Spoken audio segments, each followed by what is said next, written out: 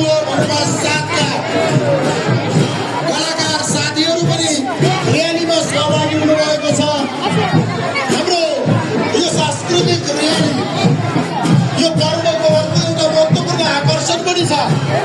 पछाडि अनुवाद छ भौलापुर समूहको तर्फबाट पुरन्जा सांस्कृतिक प्रस्तुति पनि छ। यो र्यालीमा उहाँहरू पनि सँगसँगै आउनुभएको छ। परम्परागत ढङ्गले पुरन्जा गीत गाउँदै नाच्दै उहाँहरू हाम्रो माझ पुगिसक्नु भएको छ। भौलापुर युवा समूह अनुवाद 6 को तर्फबाट यो अर्को विशेष आकर्षणको रूपमा आजको यो सांस्कृतिक र्यालीमा उहाँहरू उपस्थित हुनुहुन्छ। उहाँलाई पनि स्वागत गरौँ।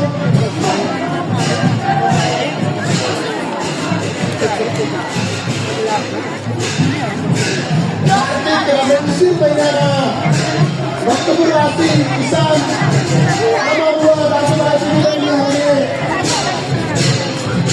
खेतमा धान च्याउने कार्य सँगसँगै राज्य पनि अगाडि बढाउनुहुन्छ। आफ्नो राज्यपछि राज्य कार्यक्रम पनि हुन्छ। हामी उहाँका जीवन हुन्छन्। यो एउटा ऐतिहासिक सांस्कृतिक पर्व हो।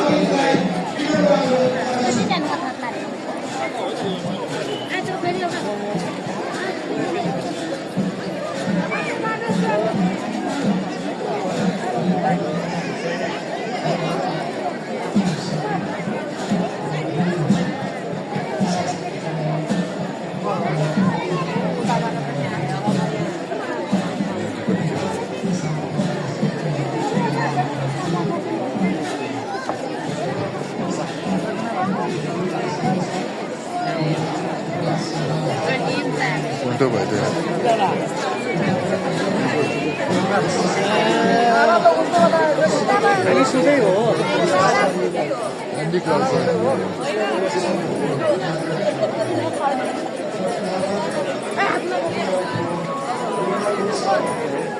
बाबा आइ भन्नु न आइ भन्नु न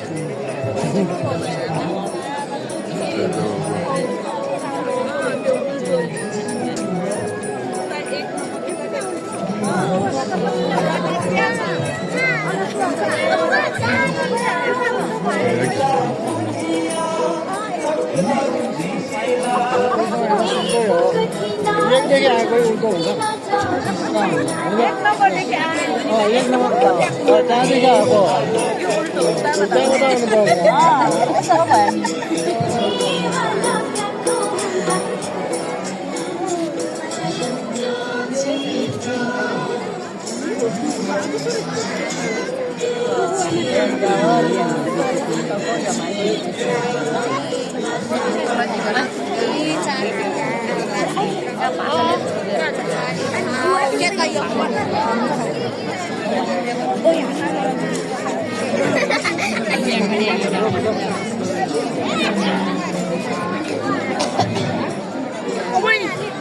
पनि तिमीहरूले आफै बनायो हुनु त होइन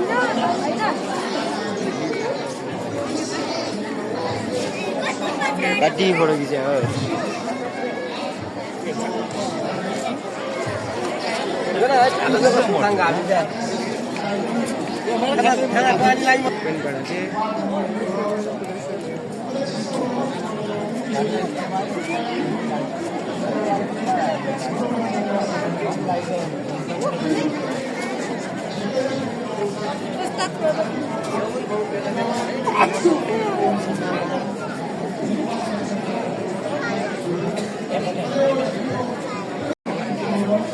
मेरो मोबाइल पनि छ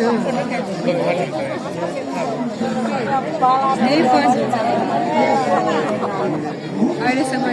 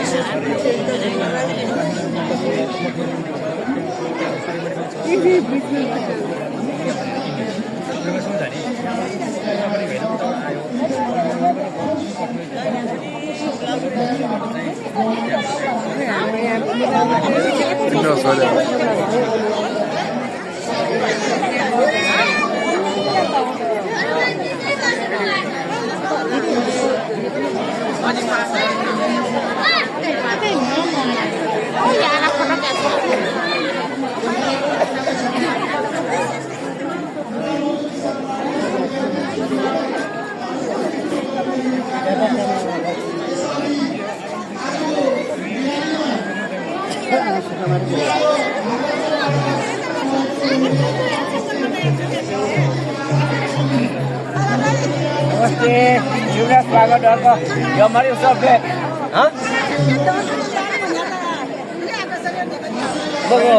पछि परम्परा जे भए पनि पालानी चाहिँ नयाँ जो खानेकुरा मुगला बस्ती जाने ठाउँ खानेकुरा दियो चाहिँ म एकदिन खेर हेरेर चाप्रो सालिया मरेर छिसो गाड डालको चाउ चाउ बिस्कुट बियो मात्रै थिएँ यो खानेकुरा अलैँची पनि दिएको बियो चाहिँ मलाई मोटामारी सप्पामारी मोटोमारी दिएको बियो थियो अनि जे भए पनि पालानी लाग्दा मुखिया सुखिया पनि आगो दिएको अनि खानेकुरा दिएको थियो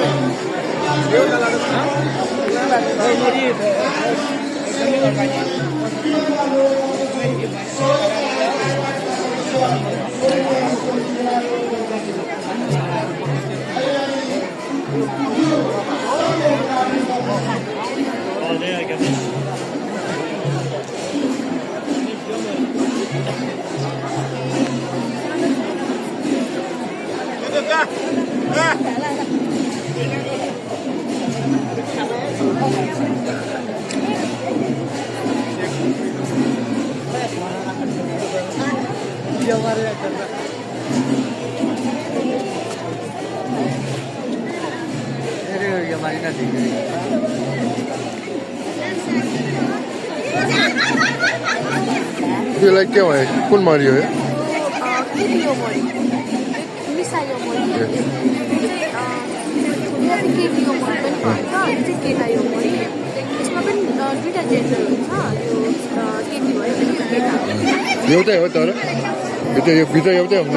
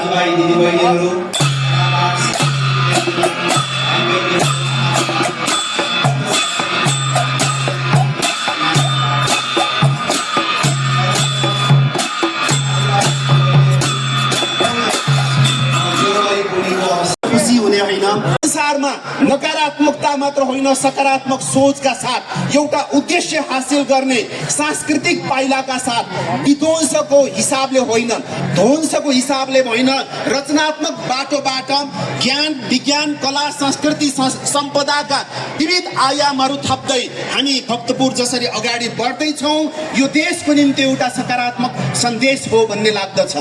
हामीले 3 महिना अगाडि आजको मितिबाट हेर्ने हो भने 3 महिना अगाडि भदौको 23 र 24 गते हामीले इतिहासको एउटा दर्दनाक घटना हामीले बेहोर्यौं।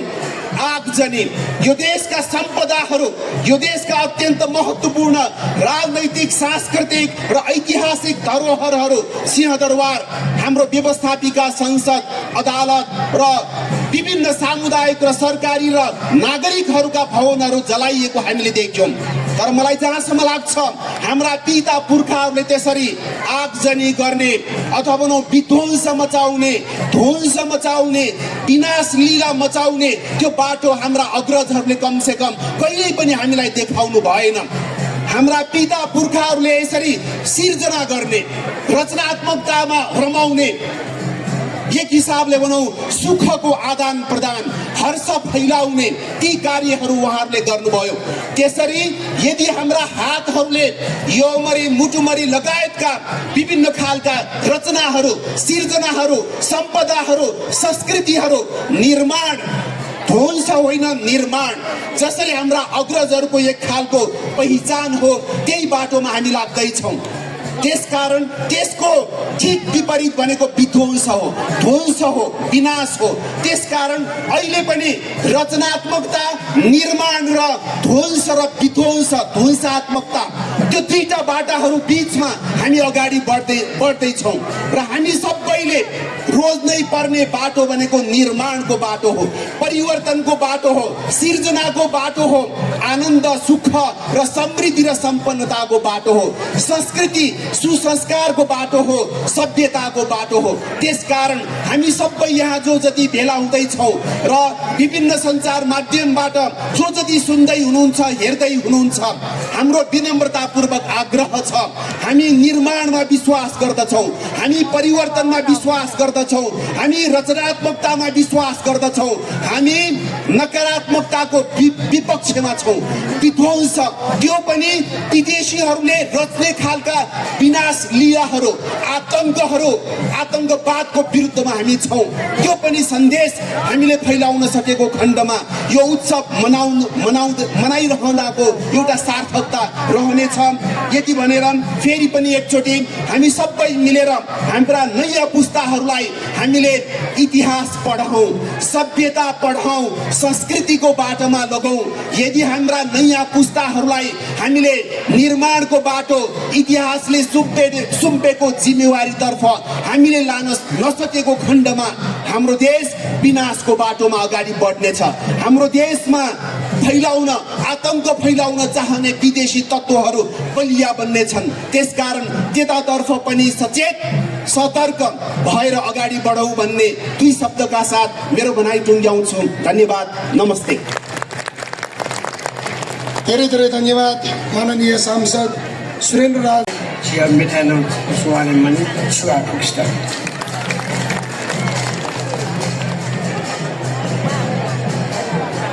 एकैको सुभा श्रद्धेय पार्टी अध्यक्षज्यूलाई धेरै धेरै धन्यवाद छ। अब आजको यस कार्यक्रममा भक्तपुर नगरपालिकाका प्रमुख प्रशासकीय अधिकृत वसन्त भट्टराईज्यूलाई धन्यवाद ज्ञापन गर्नुहुन विनम्र अनुरोध गर्दछु।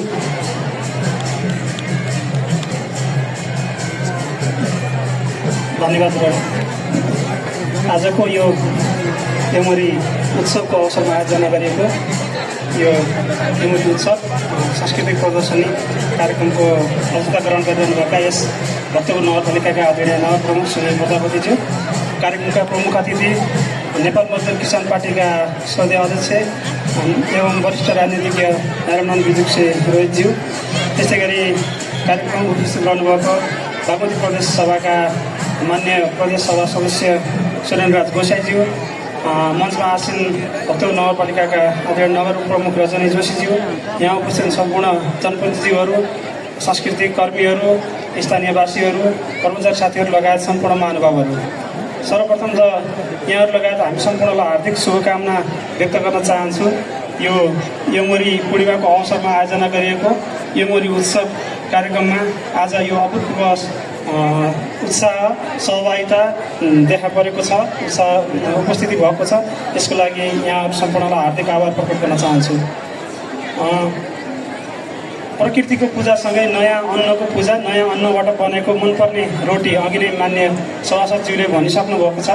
मनपर्ने खानेकुरा, मनपर्ने व्यञ्जनको रूपमा यमरीलाई लिएको छ।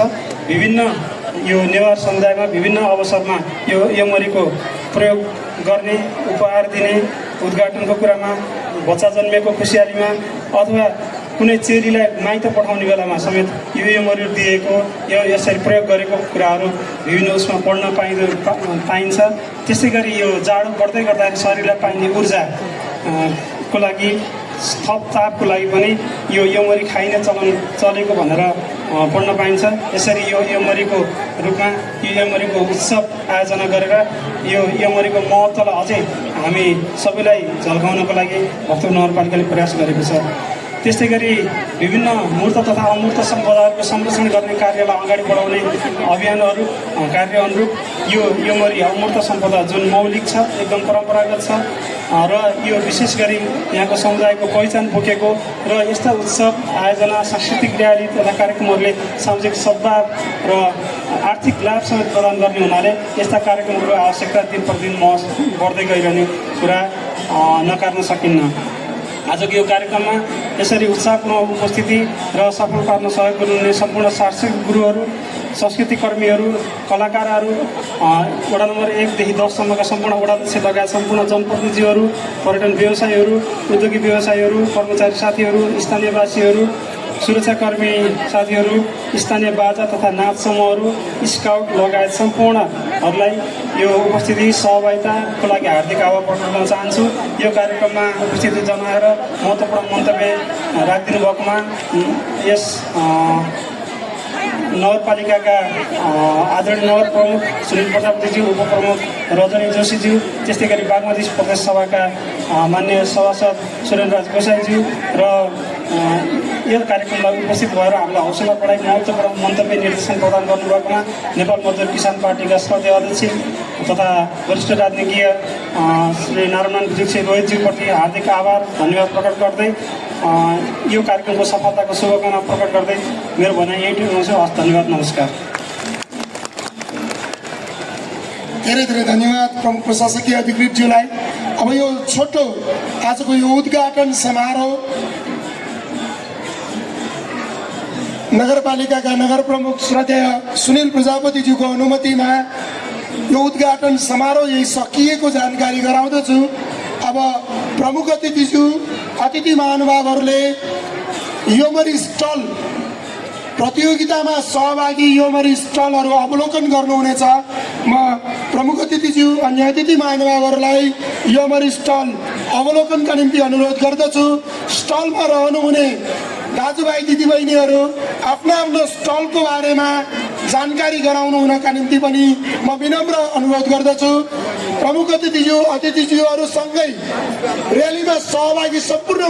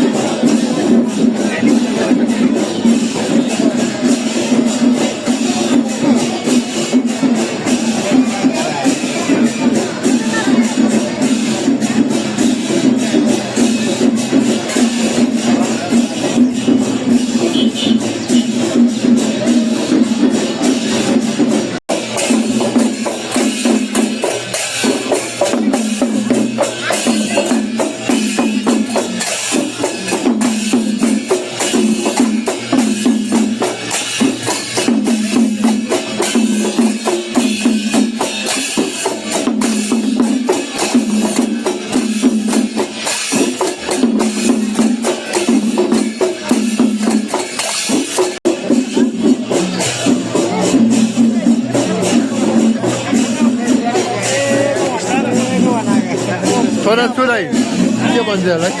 यसलाई के भन्छ? सुक्कु भन्छ। यो चाहिँ कि टोपी हो? के हो? टोपी हो यो। कस्तो ठुलो? मकैको खोस्टा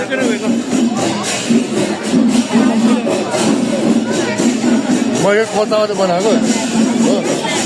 मैले खोतावाले बनाएको हो। मकैको